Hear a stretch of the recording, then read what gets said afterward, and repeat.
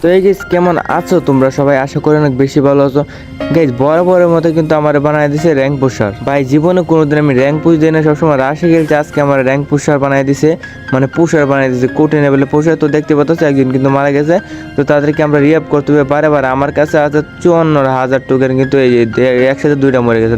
দেখছো কারবারটা? মানে এইভাবে তো যে জ্ঞান মাস্টার লবিতে মরে তাহলে কি অবস্থাটা কি ঠিক থাকবে বলো? এই যে দুজন মরে গেছে, দুজনকে আবার রিয়াপ দিতে হবে। রিয়াপ না দিলেই তো হোক আমার সারা মাইনাস খাবো অনেক। তোমরা কিন্তু জানো বরাবরের মতো আমরা জ্ঞান মাস্টার পুশ দিতেছি, কিন্তু দেখছো ভাই কইতে না কইতে আরেকজন মারা গেছে ভাই। ওকেও রিয়াপ দিয়ে এখান থেকে যাইতে হবে। তো আমরা লাস্ট পর্যায়ে আমরা বুইয়া নিতে পারবো কিনা, তো তোমরা ভিডিওটা সম্পূর্ণ দেখো, তাহলে তোমরা সবকিছু বুঝতে পারবে, ঠিক আছে? আর আমি এক ধরনের র্যাঙ্ক পুশার হয়ে গেলাম। আমি মনে হয় না জ্ঞান মাস্টারে কোনো জায়গায় আমরা যাইতে পারবো কিনা, মানে ওদেরকে এক হিসাবে আমি জ্ঞান মাস্টার তুলে দিতেছি, মানে পুশ দিয়ে ওদেরকে তুলে দিতেছি। তো আমি কোটি লেভেলে পুশার হইতে পারি নাই, তো হওয়ার চেষ্টা করবো। তো যারা তারা ইউটিউব চ্যানেল থেকে দেখছেন, চ্যানেলটা অবশ্যই সাবস্ক্রাইব করে দেবেন। পেজ থেকে দেখলে পেজটা ফলো করে দেবেন গাইস। লাস্ট জুমের মধ্যে তারপর তো আমাদের আছে 18টা এনিমি কিন্তু অ্যালাইভ আছে। এই জুমের ভিতরে 18টা এনিমি অ্যালাইভ। ভাই দেখতেছো কি অবস্থা, মানে আমাদের টিম একটু পর দাম তো মরে গেছে, মানে ওরা কিল করতেছে আর আমার এই দিক দিয়ে মানে হোগা মারা সারা। এই দেখছো একটা মরতে মানে আরেকটা মরে গেছে। এখন দুইটা রিয়াপ দিতে হবে। তো আমার কাছে টোকেন আছে 36 টোকেন, তো দেখা যাক কি করতে পারি আমি। তো ওদেরকে রিভাইভ দিতেই তার একটা মরার পথে আর কি, তারপর তো মরে না, যাক কোনো হবে না।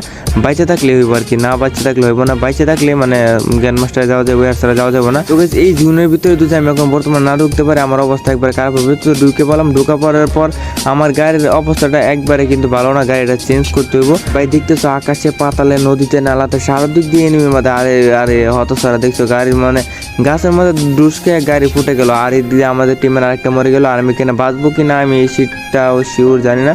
তো লঞ্চ বোট দিয়ে দেখি কোন জায়গার মাথায় যাওয়া যায়, ওদেরকে রিয়াপ দেওয়া যায় কিনা।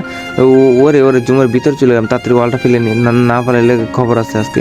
তো মেডিকেলটা পেছনে নিয়ে তারপর দেখতেছি ওই দিক থেকে একটা এনিমি ফায়ার করতেছে, তো এটাকে মারতে হবে আগে। মানে এই যে এনিমিটা এই যে এখানে লুকোচুরি খেলতেছে, এই যে দেখছো মানে এখানে লুকায় রয়েছে, তো এটাকে আমাদেরকে আগে মারতে হবে, এমনকি খেয়াল রাখতে হবে। এই দেখছো এই যে হঠাৎ আইসে পড়বে, এই যে অলমারি দিচ্ছে, এখন ওরে মারতে হবে। এই যে চান্দরি এমনি উঠে চাপ ধরেছে, আমি একবারে ম্যাকটেন দিয়ে লাল বানাই লিছি, তো লাল বানা একবার ফালাই দিছি। তো যাক কোনো হবে না, আমি জুন পোষরে একটা কিল করতে পারলাম, এটা তো বেশি। যাক ওরে কোন দিক থেকে মারে রে ভাই, চারোদিক দিয়ে নেমে আর ভালো লাগতেছে না ভাই। আমি কি করবো? এই তাড়াতাড়ি লঞ্চ পেড করে ভাই, আমার আতা লাগিয়েছে। আমি কি করবো? লঞ্চ পেড মানে পরেও না কি লঞ্চ পেড দিয়ে চলে যাই জুমের ভিতরে ভাই, বাইরে চলে যাচ্ছে। আমি কি বাবা আসতে পারবো না? মেডিকেট কে ক্যারেক্টার চালাই দিই, মেডিকেট এসপি। অবশেষে আমি ডাউন রে ভাই। এই সাথে আমাদের 3টে টিমমেন্ট ডাউন।